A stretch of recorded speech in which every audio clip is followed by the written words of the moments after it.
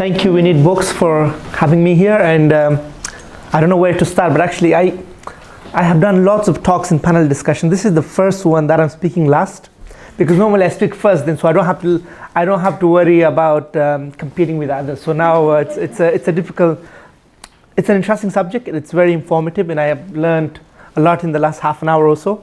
And thank you for sharing your thoughts and experiences. And I think the whole subject of empathy and sympathy and solidarity and so on with refugees, or just generally with human beings, I feel we as human beings have it within ourselves. We have something within ourselves to impact people and touch people's lives. We have the capabilities and ability to do so in a positive way or in a negative way. And I think it's up to us how we choose to respond and react. And I think that response, or the way we react and behave, is certainly determined by our upbringing, our circumstances, our situation and events. And when people, for example, in the UK, there's this big topic about, we're giving money, we're giving aid to other countries, we have our own problems, we have our own homelessness, we have people living in poverty and so on, and we shouldn't be helping others. I think that's not the right response. The response is we should be doing more to help people in home country, of course, but also we have a moral responsibility towards people outside. And so sometimes I think the media and politicians, I wish we had politicians like you speaking the same way that you express, because politician doesn't use this kind of language in most European countries, and we see the rise of the right wing and so on. A lot of people hear stories from the media and from politicians about refugees and migrants, and just yesterday I saw a big TV UK news channel actually went and had a secret cameras with a guy posing as wanting to go to the UK from France, from Calais, and so that they filmed the whole thing. And I thought it was a very dehumanizing experience. Those people are human beings. They are not animals. You're not like, we have this program in the UK, David Attenborough, he presents a program on animals, which is amazing. But this is really sad that you are creating hatred and fear amongst people because you just portray those people, those individuals, as criminals, as attempting to do something illegal, to do something which is not normal, which is not okay, without understanding the context of why people have risked their lives to come to Europe, risk their lives to come to Calais, and the reason why they want to go to the UK. Those things are not discussed. So the consequences, the reasons of them leaving, is just what happens afterwards and why they're coming here, and you look at everyone with suspicion. Anyways, and I think it's important that we have this kind of discussion, and I think I'm glad to be able to have the opportunity to share my experiences, because a lot of the time what happens is people talk about refugees, people have good intentions, people trying to support us and advocate on our behalf. That's amazing, but I think it's very important also to have people with refugee perspectives, with refugee stories, and people who have first-hand experience. I would say experts by experience, because I have been to so many events and conferences where there's some amazing panel discussion talking about refugees, but not having somebody who have gone through the experience. So it's good that I have this chance to share my perspectives. I was in Athens about 11 and a half years ago, in 2007 September, and I spent about 2 weeks somewhere in the city center. There was a prison in the city center. Spent about 13 days in prison.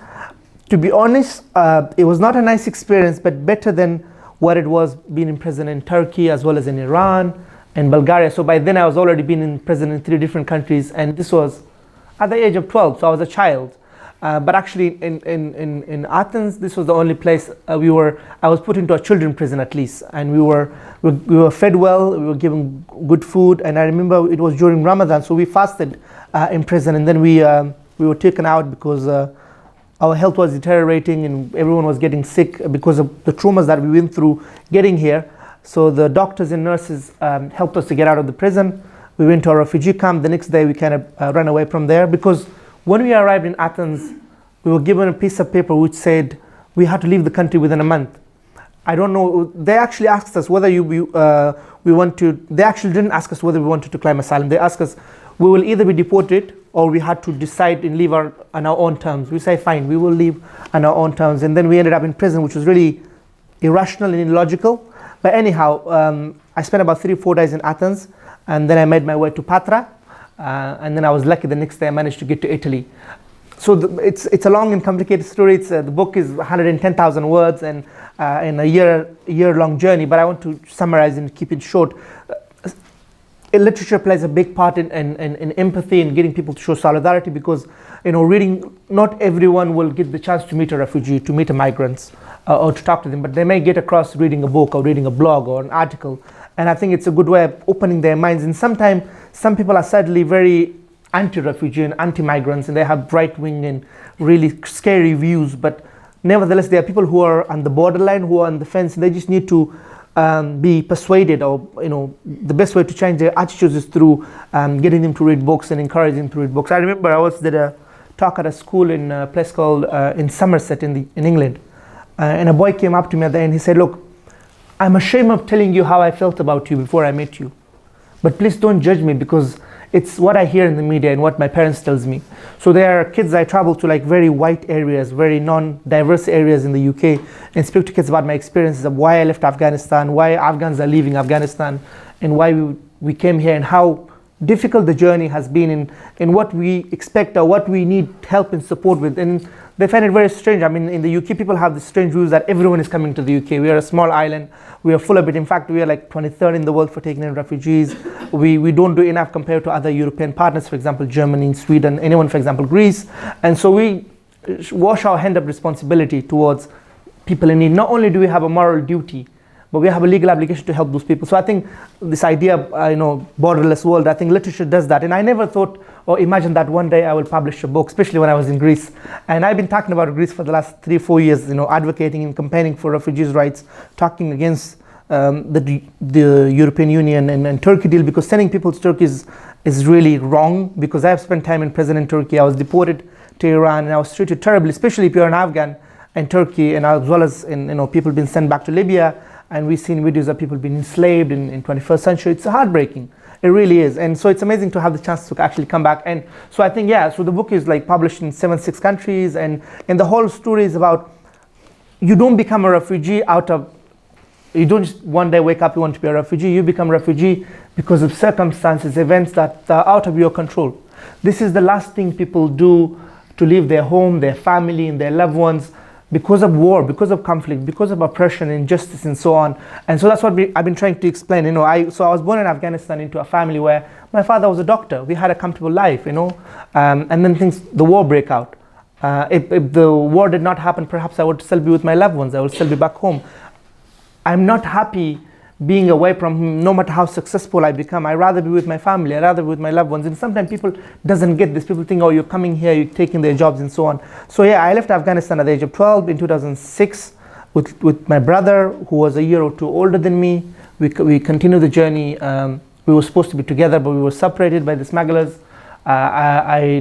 I found him after 14 months or so. So I traveled alone, but I was very grateful, and I was very touched by the kindness and support from fellow Afghans and other refugees who really supported me along the way. And I went to Iran, to Turkey, and then to Bulgaria, and then jumped around a moving train. And then I was deported, treated terribly in Bulgaria, because I thought it was a European country, will treat us some sort of dignity and respect, will perhaps respect our human rights. And not only did they put us in a very small prisons and give us very little food, and they didn't ask us for if we want to claim asylum. They deported us back in Turkey in December of 2006.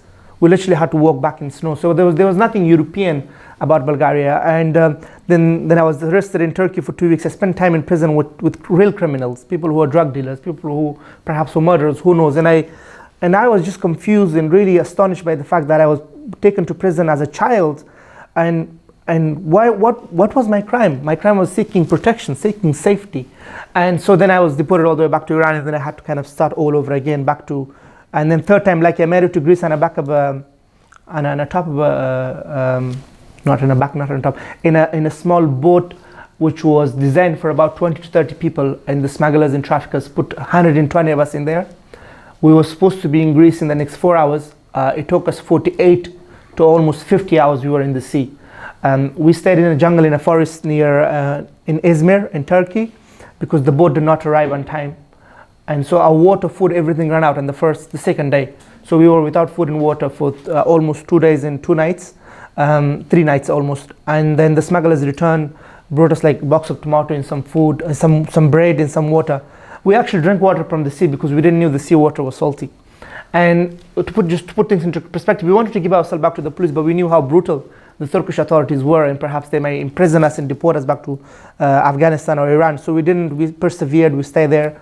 And then when the boat arrived, it was just too small for the 120 of us. And I remember, never seen the sea before. I was frightened, I was scared, and I was certain we were going to die because when the boat broke down on the third night, water was coming in. And whenever I see stories of people drowning and people dying, because that little boy, Alan Kurdi, his body was washed up in Turkey in 2015, it awakes your conscience. And I think if that doesn't make you to give sympathy and empathy, what would? And so since then, it changed people's perspectives on the refugee crisis and how people are coming here and the children. So I think it's always kind of positive, helpful when people see unaccompanied minors in the situation they are in, and they are more willing to help and support them. But what bothers me is that if you are over 18, you still need help. You're still a human being. You're still vulnerable, even if you're older. If you don't have a mechanism and support in place. So we were in the sea, and then if the Greek Coast Guard had not came in, our boat would have capsized. We would have been killed in the middle of the sea. And I have seen death on many occasions, and here I was certain I was going to die. I never imagined one day sitting in front of an audience in Athens and sharing my story. I thought, I would die. And the concern in my head was, if I die, my mom will not know what has happened to me. My family will live in hope that I will return home, but I will never return home. So those were the thoughts were really upsetting me. And on the journey, I became quite religious. I used to pray my 5 times prayer and read the Quran, trying to seek help from God. And I had a conversation with God. I don't want to die here, not now, not like this, not in the middle of the sea. And if death comes to me in any other way, I wouldn't mind, because I would have a grave. My family would know what has happened to me. And I didn't want to die. I was not ready to die in such a situation. And so every time I see people drowning, there's been about 15,000 people dying in the last 3 years in the Mediterranean. It's unbelievable that we let people die. It's politics, it's money. It's not, we don't value human life in the same way that we value life in the Western world. The UK Navy used to save people and then say, oh, actually, it encourages people to come. So they stopped rescuing people, and now it has criminalized. It makes it criminalized to rescue people in the Mediterranean. And it's just crazy. It's beyond my understanding how we are doing this. So anyways, I was lucky. I was saved by the Greek Coast Guard. Thankfully, we were taken to safety.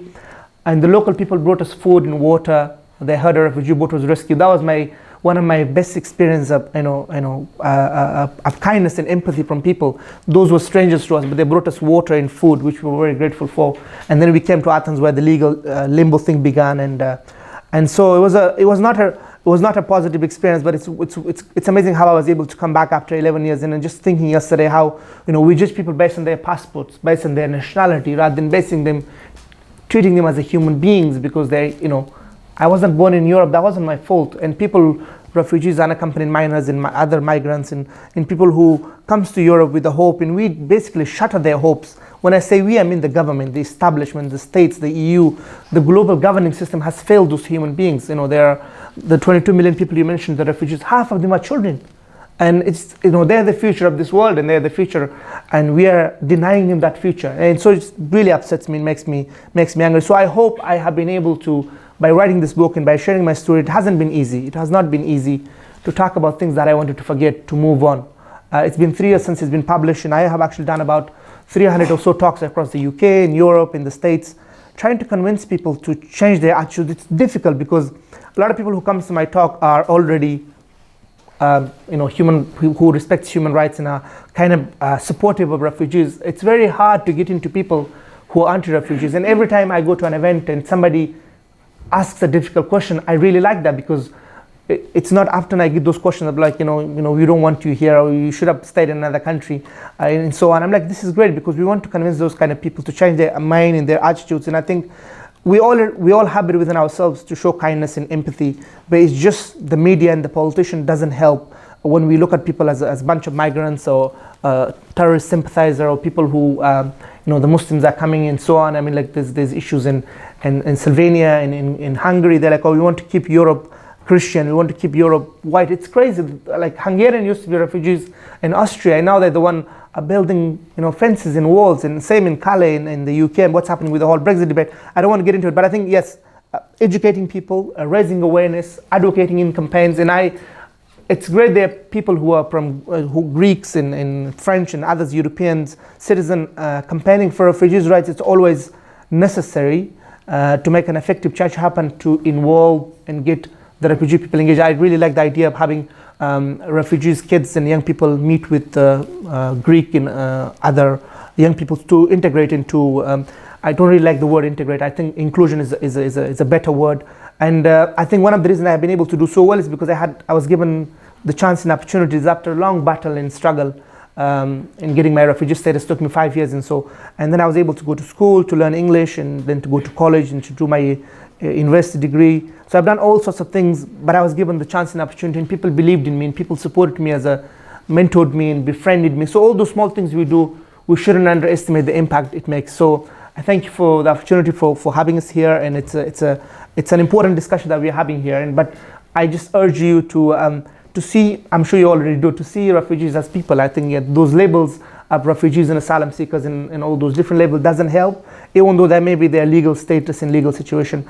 But we can all help a little in whatever way we can when those people come to this strange new country who doesn't speak the language and who are a strange culture to them and so on. But ultimately, if you give us the chance, we'll contribute back and we'll make a difference in the future, hopefully. So thank you.